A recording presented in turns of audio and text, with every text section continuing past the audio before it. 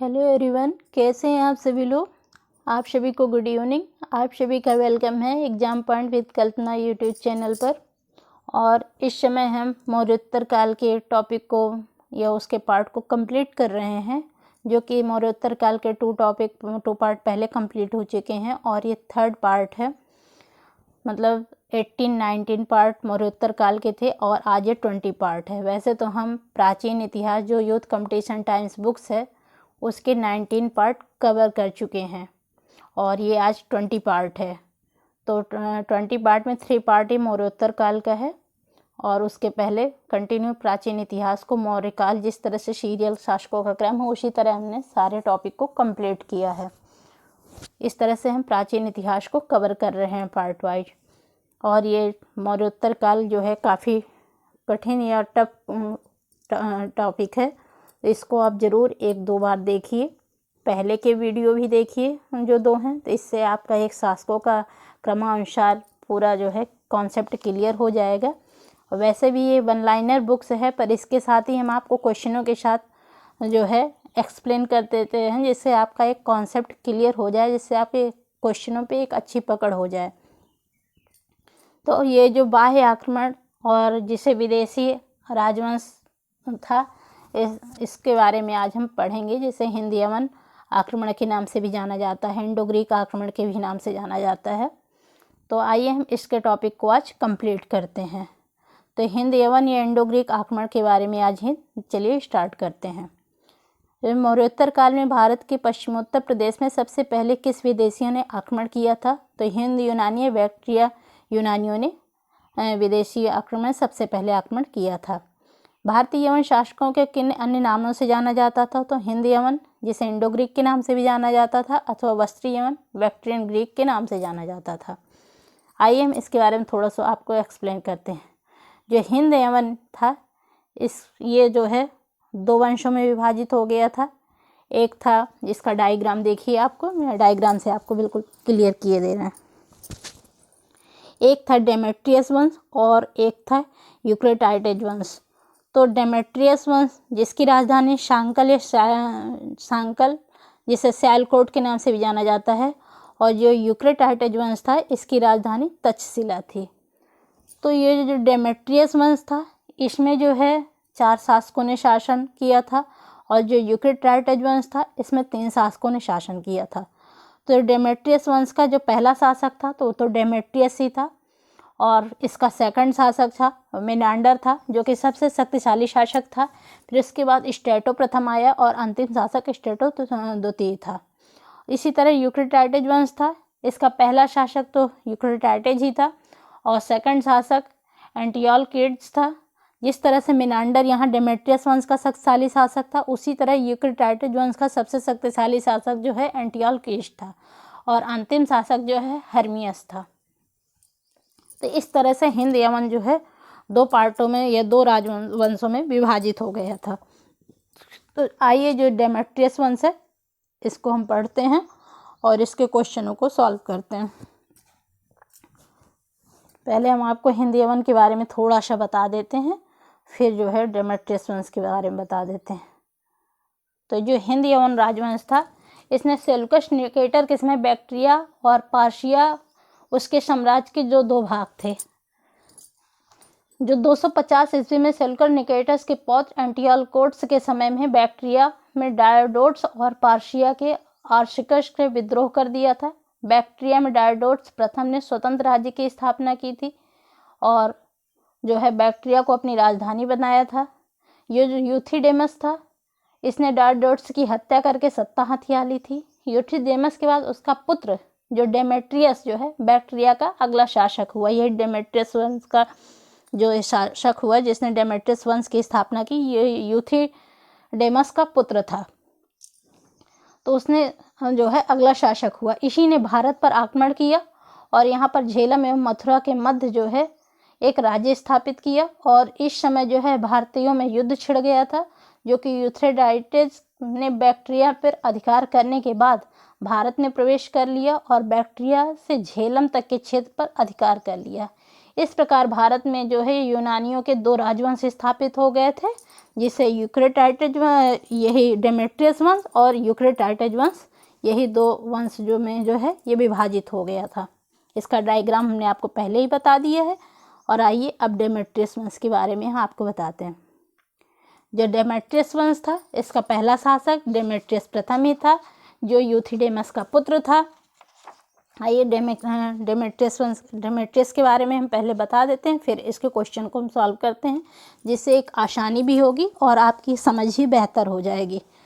तो जो डेमेट्रियस थे, उसका जो है शासन जो है 220 से 175 ईस्वी था। इसने सिकंदर के बाद भारत पर एक सफल आक्रमण किया था और सफल आक्रमण करने वाला पहला यूनानी जो है डेमेट्रियस ही था। इसने हिंदू कुश पर्वत को पार करके जो भारतीय शासक सुभग सेन को पराजित कर 500 हाथी भी उनसे प्राप्त किए थे। जो एक गार्गी संगीता ग्रंथ है, उससे यह हमें पता भी चलता है कि जो भारत ने पहला आक्रमण इसने पुष्यमित्र शुंग के समय में किया था और वशमित्र को इसने पराजित किया था। इसने भारत से झेलम से लेकर मथुरा तक के क्षेत्र को विजित किया था और पंजाब में जो है पंजाब में स्थित सांकल, जिसे सियालकोट के नाम से जाना जाता है, उसको इसने अपनी राजधानी बनाई थी।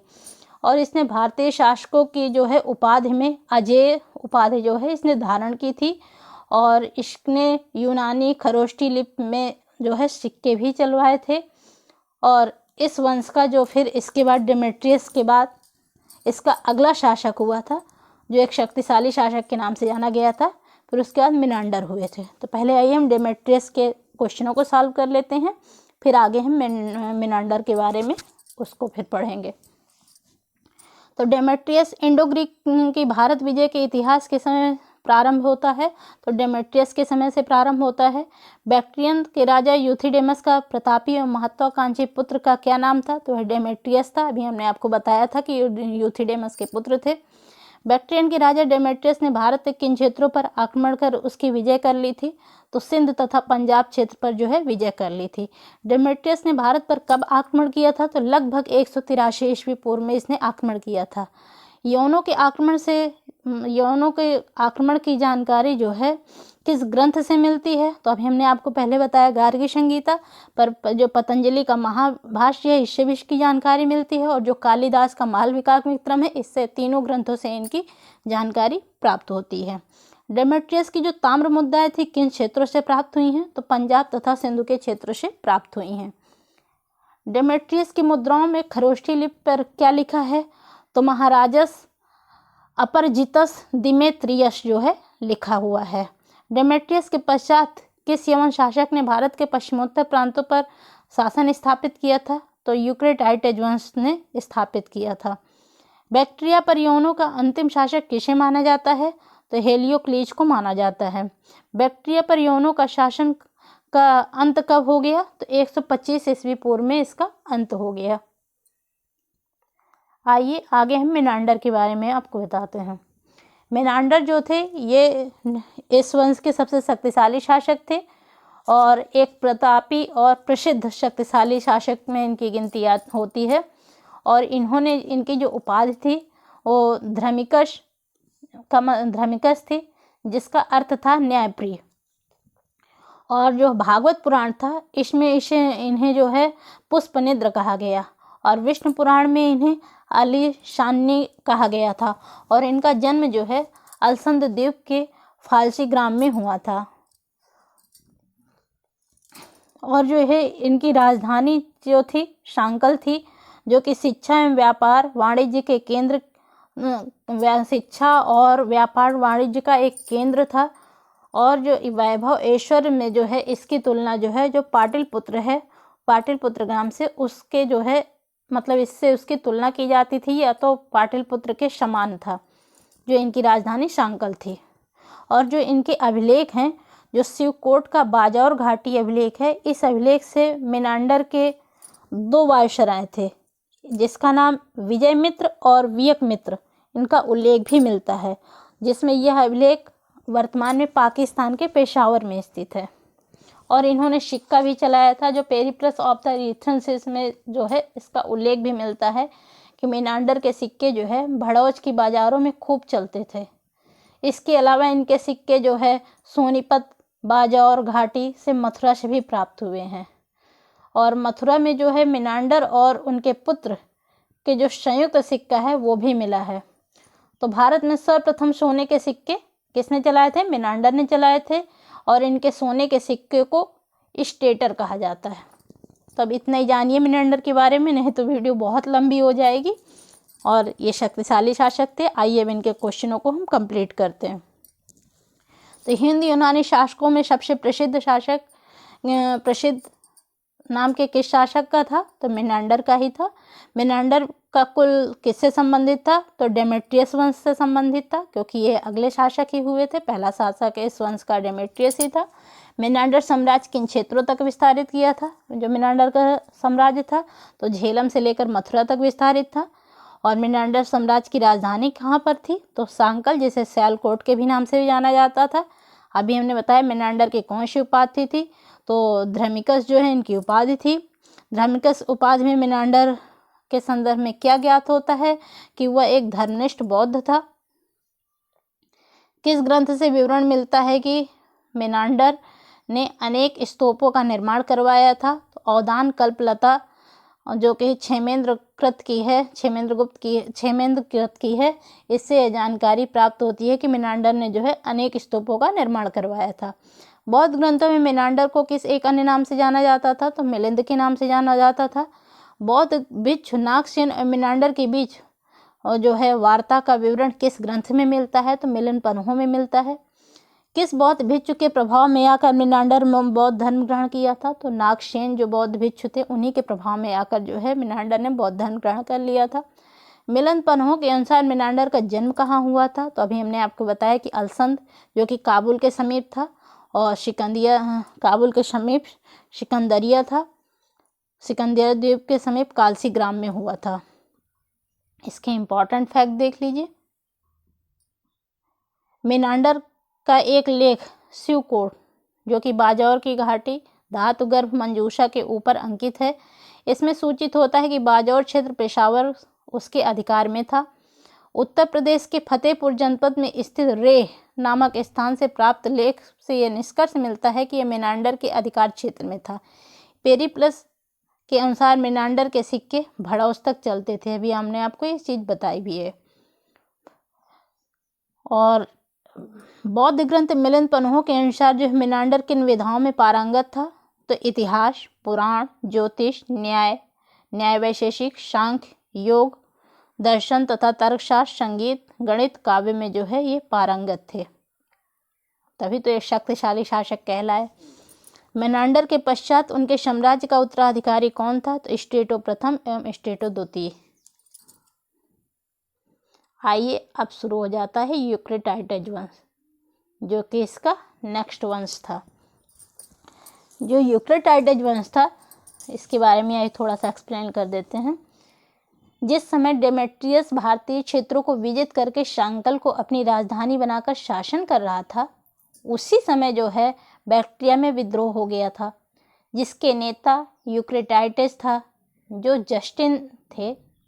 उनके अनुसार जो है इसी समय डेमेट्रियस और यूक्रेटाइडेस में युद्ध हुआ था, जिसमें यूक्रेटाइडेस विजयी हुआ और अपने आप को बैक्ट्रिया का स्वतंत्र शासक घोषित कर लिया था। और जो स्ट्रैबो थे उनके अनुसार जो है बैक्ट्रिया पर शासन करते हुए इसने अपने आप को 1000 नगरों का स्वामी भी माना था। जो बैक्ट्रिया का क्षेत्र था आर्थिक रूप से उपजाऊ नहीं था, अतः इसने भारत के क्षेत्रों को विजित करना चाहा, जिसमें सफल हुआ और बैक्ट्रिया से लेकर झेलम तक के क्षेत्रों पर अधिकार कर लिया और तक्षशिला को अपनी राजधानी बनाई। जो हिंद यवन शासकों में सर्वाधिक सिक्का जो है इसी ने चलाया था, और इसके सिक्के जो है बैक्ट्रिया, सिस्तान, कपिसा और पंजाब, तक्षशिला से मिले हैं। कपिसा से प्राप्त मुद्रा में इसे कपिसा नगर का देवता कहा गया है, और भारत के पश्चिमोत्तर प्रदेश में इसे यूनानी खरोष्टी लिपि का जो है सिक्का इसने चलाया था। भारत के पश्चिमोत्तर प्रदेश में खरोष्टी लिपि का सिक्का चलाया था। आइए अब इसके क्वेश्चनों को हम कंप्लीट कर लेते हैं। यूथिडेमस कुल के अंत के पश्चात भारत की पश्चिमोत्तर प्रदेशी पे किस वंश का शासन स्थापित हो गया था? यूक्रेटाइडेज वंश का शासन स्थापित हो गया था। यूक्रेटाइडिस के कुल किन दो राजाओं के नाम मिलते हैं?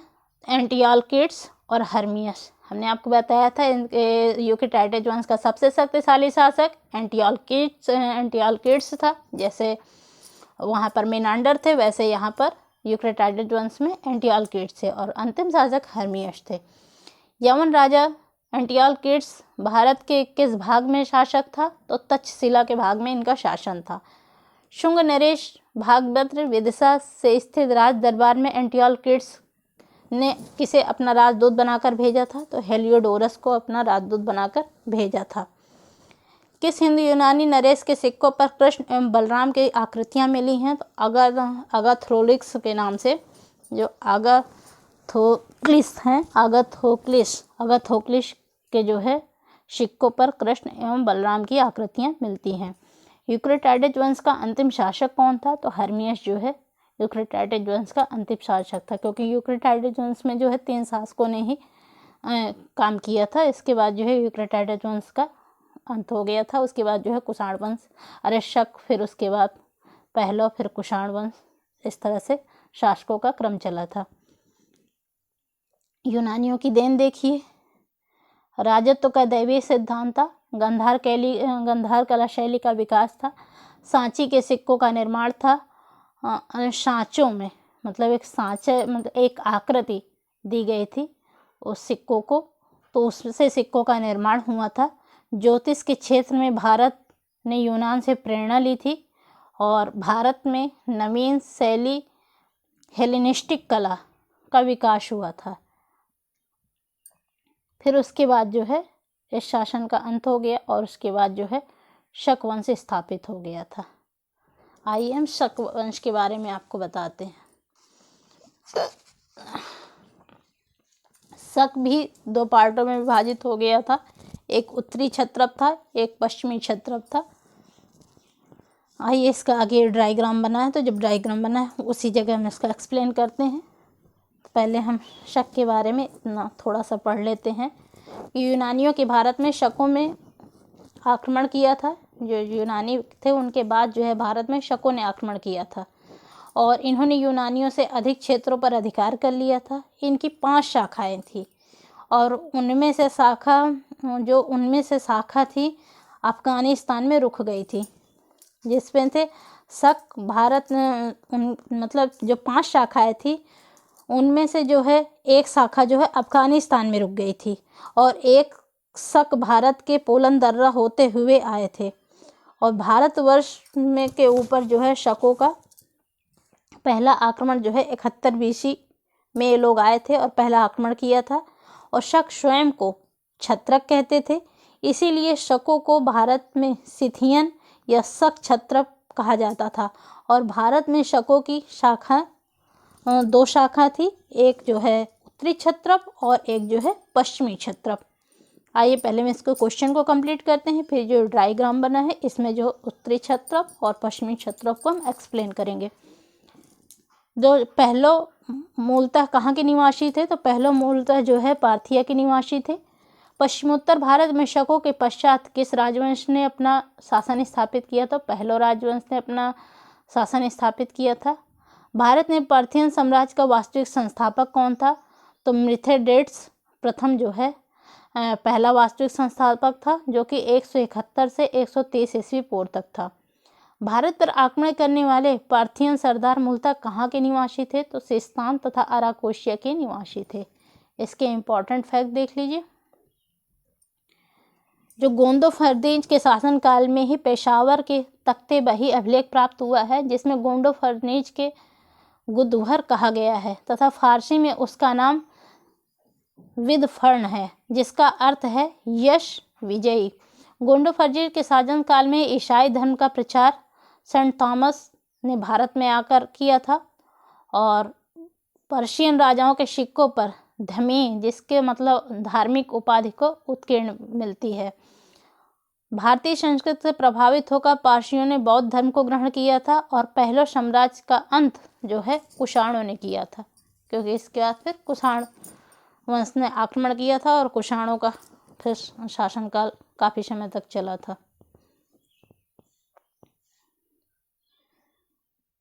देखिए, पहलो वंश का सर्वाधिक शक्तिशाली राजा किसे माना जाता है? तो गोंडो फर्नीज को माना जाता है।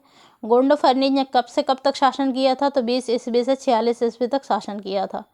शकों के प्रारंभिक इतिहास की जानकारी के लिए हमें किन स्रोतों पर निर्भर रहना पड़ता है? तो चीनी स्रोतों पर निर्भर रहना पड़ता है। चीनी ग्रंथ के लेखकों ने शकों के किन नामों से संबोधित किया है? तो शई अथवा शैवांग के नाम से संबोधित किया है। शक एवं पहलों के संदर्भ में देखिए जो है, राजवुल का मथुरा सिंह शीर्ष स्तंभ लेख है। सोडास का मथुरा दानपत्र लेख है। नहपान कालीन के नासिक के गुहा लेख हैं। नहपान कालीन के जुन्नार का गुहा लेख है। उषावदात का नासिक गुहा लेख है। रुद्रदामन का अंधव जो कि कच्छ की खाड़ी में है उसका लेख है। रुद्रदामन का गिरनार जो कि जूनागढ़ में है उसका लेख है। गिरनार का है जो जूनागढ़ लेख है उससे है। और गोंडो फर्नीज का तख्ते बाही जो कि पेशावर के यूसुफ फजाई के क्षेत्र में स्थित यह लेख है। भारतीय स्रोतों में शकों को किस एक अन्य नाम से भी जाना जाता है? तो शिथियन के नाम से जो है इनको जाना जाता है। भारतीय प्रदेशों में शक शासक क्या कहलाते थे? क्षत्रप कहलाते थे। भारतीय साहित्य में शकों का प्रदेश को क्या कहा जाता था? तो शकों के जो प्रदेश थे उनको जो है शक द्वीप अथवा शक स्थान कहा जाता था। आइए यहाँ शकों की उत्पत्ति तथा प्रसार। जो शक था वो दो भागों में डिवाइड हो गया था, एक उत्तरी क्षत्रप था, एक पश्चिमी क्षत्रप था। जो उत्तरी क्षत्रप था इनकी राजधानी तक्षशिला थी, तक्षशिला के शक थे और मथुरा के शक थे। और जो पश्चिमी क्षत्रप था ये नासिक के छहरात वंश के थे और मालवा के कादरमक वंश के थे। जो उत्तरी क्षत्रप तक्षशिला के शक थे उनके संस्थापक जो है माडस थे। फिर उसके बाद एजज प्रथम हुए, फिर एजालेसज हुए और फिर अंतिम शासक जो है एजज द्वितीय हुए थे। और जो इसमें मथुरा के शक थे उनमें जो है मथुरा के शक के संस्थापक राजुल थे, फिर उसके बाद सोडस हुए, फिर उसके बाद तोरदास हुए। और जो नासिक के छहरात वंश में थे तो इसके संस्थापक जो है भूमक थे, फिर नहपान हुए, फिर ऊषोदत्ता हुए। और जो मालवा के कादरमक वंश के संस्थापक इसके संस्थापक जो है चष्टन थे।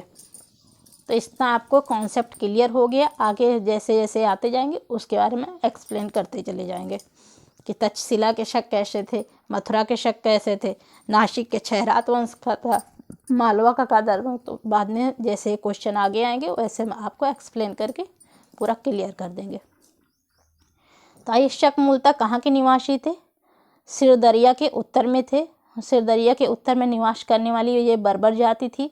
और शक किन रास्तों से होकर भारत पहुँचे थे? तो पूर्वी ईरान से होकर जो है भारत पहुँचे थे। शकों के पश्चिमोत्तर प्रदेश में किन शक्तियों को पराजित किया था? तो शकों ने जो है पश्चिमोत्तर प्रदेश था उसमें जो है यवन शक्तियों को पराजित किया था। यवनों को पराजित कर शकों ने भारत पर किस भूभाग पर अपना आधिपत्य स्थापित किया था? तो उत्तरापथ एवं पश्चिमी भारत पर जो है अपना आधिपत्य स्थापित किया था। शकों की भिन्न भिन्न शाखाएं कहाँ पर स्थापित हुई थी? तो अभी हमने आपको बताया था तक्षशिला, मथुरा, महाराष्ट्र और उज्जैनी पे जो है इनकी भिन्न भिन्न शाखाएं स्थापित हुई थी। आइए अब यहाँ पर अभी हम बताए थे तक्षशिला के शक। तक्षशिला के शक जो है जो उत्तरी क्षत्रप के थे उनको बताते हैं। तो अभी हमने बताया कि इसके जो प्रथम संस्थापक जिन्हें माडस या माउस या मोग ये भारत के प्रथम शक विजेता भी थे और इसे मोग, माउस नाम से जाना जाता था। और तक्षशिला ताम्रपत्र में जो है इनकी उपाधि जो है महाराज भोग मिलती है। और तक्षशिला में जो है इसने महात्मा बुद्ध का अवशेष जो है स्थापित किया था और वहाँ पर एक संघाराम चैत्र का जो है इन्होंने निर्माण करवाया था। बस इतना ही जान लीजिए तक्षशिला के शक के शासक में जो मेउस थे। और फिर आइए इनके क्वेश्चनों को कंप्लीट करते हैं, फिर आगे मथुरा के शक क्षत्रप को हम एक्सप्लेन करेंगे। तो इस तरह से हौच पौच भी नहीं होगा और एक क्वेश्चन और एक कॉन्सेप्ट आपका क्लियर होता चला जाएगा। तो भारत में प्रथम शक विजेता किसे माना जाता है? मेउस। अभी हमने इनको कई नाम बताए कि माउस या मोग और मावश इनको कई नामों से जाना जाता है। तक्षशिला के प्रथम शक शासक किसे माना जाता है? मेउस को ही माना जाता है। देखिए क्वेश्चन वही है, केवल थोड़ा सा घुमाया गया है कि भारत में प्रथम शक विजेता मेउस और तक्षशिला का प्रथम शक शासक मेउस। मेउस का शासनकाल कब से कब तक माना जाता है? तो 20 ईस्वी पूर्व से 22 ईस्वी तक माना जाता है। शासक मेउस की राजधानी किस स्थान पर थी? तो तक्षशिला इनकी राजधानी थी। मेउस का साम्राज्य विस्तार किन क्षेत्रों तक था? तो पुष्कलावती, कपिशा तथा पूर्व में मथुरा तक इनका क्षेत्र था। आगे देखिए क्षत्रप वंश, जो कि मथुरा के क्षत्रप थे। इसके संस्थापक हमने आपको बताया राजुल थे। तो ये मथुरा के शकों के संस्थापक थे और इसका जो है मथुरा से जो है सिंह शीर्ष अभिलेख मिला है और इसमें सर्वप्रथम उपाधि जो है इनकी महाक्षत्रप मिलती है।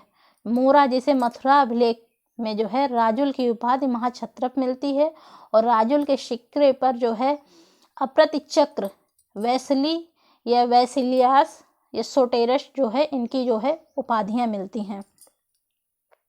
जो जैन धर्म ग्रंथ है कालिकाचार्य कथानक से पता चलता है कि मालवा के जो है गर्तभिल्लम के पुत्र विक्रमादित्य ने 57 BC में गढ़ संघ की सहायता से जो है शकों को पराजित करके भगाया दिया था और फिर इसी उपलक्ष्य में उन्होंने 57 BC को जो है विक्रम संवत चलाया था। और जो सोडास हैं फिर इसके बाद भगा दिया था। उसके बाद जो है ये मथुरा के शक का जो दूसरा शासक थे वो सोडास थे और फिर उसके बाद जो है तोरणदास हुए। आइए इसके क्वेश्चनों को भी हम कंप्लीट करते हैं। किस अभिलेख के विवरण से पता चलता है कि राजुल या राजावुल के मथुरा का प्रथम शक क्षत्रप राजा था? तो अभी हमने बताया ना, मथुरा के सिंह शीर्ष स्तंभ से पता चलता है। राजुल के पश्चात मथुरा का कौन शासक बना? तो अभी मैंने आपको बताया कि सोडास बने थे, उसके बाद जो है तोरणदास बने थे। इसके विशेष तथ्य देख लीजिए। सोडास के पश्चात मथुरा से प्राप्त सिक्कों पर तोरणदास शक सरदार का नाम उल्लेख मिलता है, जो अपने आप को महाक्षत्रप का पुत्र बतलाता है। संभवतः यह सोडास का पुत्र था। मथुरा के शक क्षत्रप के शासन सत्ता का अंत होने के पश्चात किसने शासन स्थापित किया? फिर इसके बाद जो है कुषाण वंश का जो है शासन स्थापित हो गया था।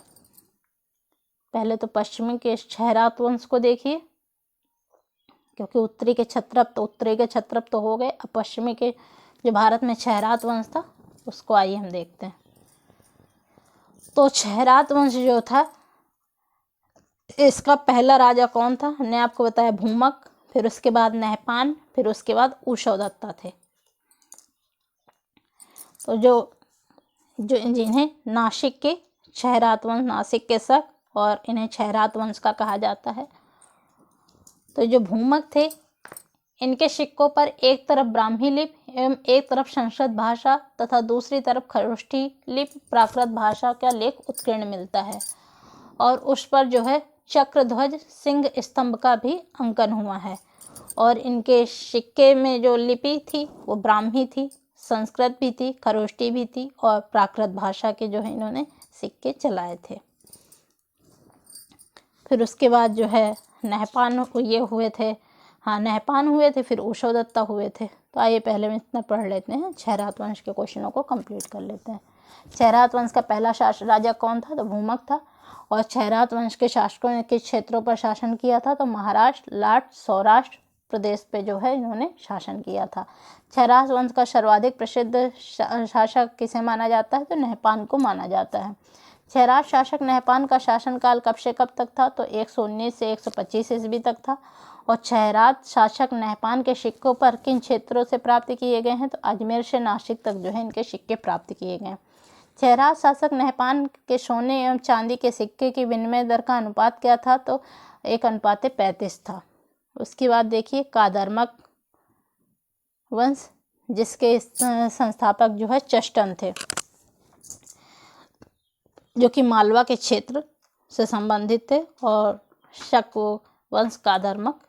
आइए चष्टन के बारे में बता देते हैं। ये एक शक वंश के संस्थापक थे और इनके पुत्र का नाम जयदामन था, जो कि क्षत्रप वंश के पद पर आसीन थे और परंतु जयदामन की मृत्यु चष्टन के समय में हो गई थी। इसलिए चष्टन ने जयदामन के पुत्र जो रुद्रदामन को क्षत्रप के पद पर नियुक्त किया था और दोनों ने मिलकर जो है शासन किया था। आइए इसके क्वेश्चनों को हम कंप्लीट कर लेते हैं। मालवा के क्षेत्र में शक कादर्मक वंश का सत्ता स्थापित किसने किया था? चेस्टन ने किया था। और चेस्टन की मृत्यु के पश्चात भारत में कौन शक राजा हुए थे? तो रुद्रदामन हुए थे, क्योंकि इनके पुत्र जो है जो दयदामन थे उनकी मृत्यु हो गई थी और उनके पुत्र जो है रुद्रदामन थे और रुद्रदामन को फिर इन्होंने शासक नियुक्त किया था। आइए इधर देखते हैं। शक कादर्मक रुद्रदामन का शासनकाल कब से कब तक माना जाता है? तो 130 ईस्वी से 150 ईस्वी तक माना जाता है। कादर्मक क्षत्रपों ने किस धातु के अंतिम दुर्लभ सिक्के प्रचलित किए थे? तो ताम्र धातु के जो है सिक्के प्रचलित किए थे। शक शासक रुद्रदामन की विजयों के व्यक्तित्व के कृतित्व संबंधी विवरण किस लेख से प्राप्त होता है? तो गिरनार का जो जूनागढ़ अभिलेख है उससे जानकारी प्राप्त होती है। जूनागढ़ से रुद्रदामन का अभिलेख कब प्राप्त हुआ है? तो 150 ईस्वी पूर्व का प्राप्त हुआ है। जूनागढ़ अभिलेख से रुद्रदामन और किन विजित क्षेत्रों का विवरण मिलता है?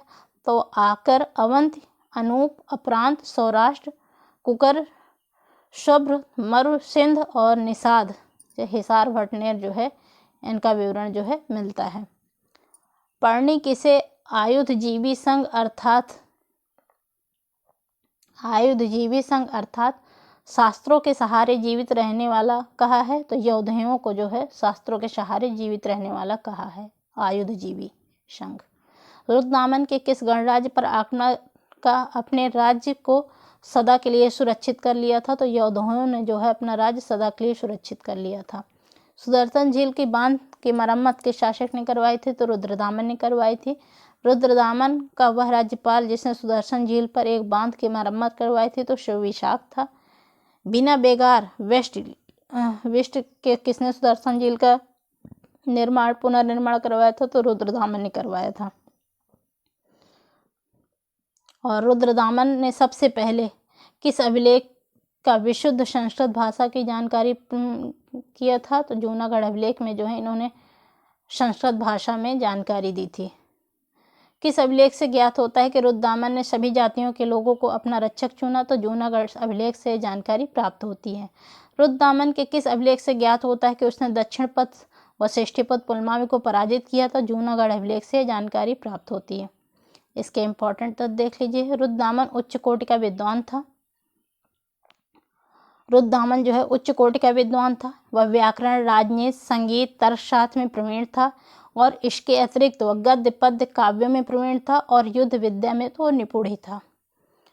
विशुद्ध गद्यात्मक संस्कृत भाषा का कौन सा अभिलेख उत्कीर्ण है? तो जूनागढ़ अभिलेख जो है उत्कीर्ण है। शक कादर्मक वंश का अंतिम शासक कौन था? तो रुद्र सिंह तृतीय जो है शक कादर्मक वंश का अंतिम शासक था। शक शासक रुद्र सिंह तृतीय को किसने पराजित करके उसके साम्राज्य को अपने साम्राज्य में सम्मिलित कर लिया था? तो यह शक चंद्रगुप्त द्वितीय ने जो है शकों को इनको पराजित कर दिया था और अपने साम्राज्य में इन्होंने उनके साम्राज्य को सम्मिलित कर लिया था। और जब इन्होंने ये विजय प्राप्त की थी उसके बाद इन्होंने चंद्रगुप्त द्वितीय ने चांदी के सिक्के भी इसी विजय के उपलक्ष्य में चलवाए थे। आज के लिए इतना ही है। कल से हम कुषाण राजवंश स्टार्ट करेंगे, तो इसको आप कंप्लीट कई बार रिवीजन करिए। आपके सारे कॉन्सेप्ट और क्लियर हो जाएंगे और एक क्वेश्चन में भी क्लियरिटी आ जाएगी, क्योंकि ये आल एग्ज़ाम के लिए, आल टीचिंग एग्ज़ाम के लिए तो बेहद ही इम्पॉर्टेंट है, मतलब वेरी वेरी इम्पॉर्टेंट क्वेश्चन है। इसलिए आपको कई बार इसको रिवीजन करिए। और आपको ये सेशन कैसा लग रहा है, कैसे क्वेश्चन की सीरीज लग रही है, प्लीज़ इसको ज़रूर बताइएगा। और मेरे मोटिवेशन के लिए आप इसको subscribe and share plus like ज़रूर करिएगा, इससे मुझे मोटिवेशन मिलता है। और इसका चलिए नेक्स्ट पार्ट हम कुषाण वंश का कल लेके आएंगे। तब तक आप इसको रिवीजन करिए। Okay, thank you so much.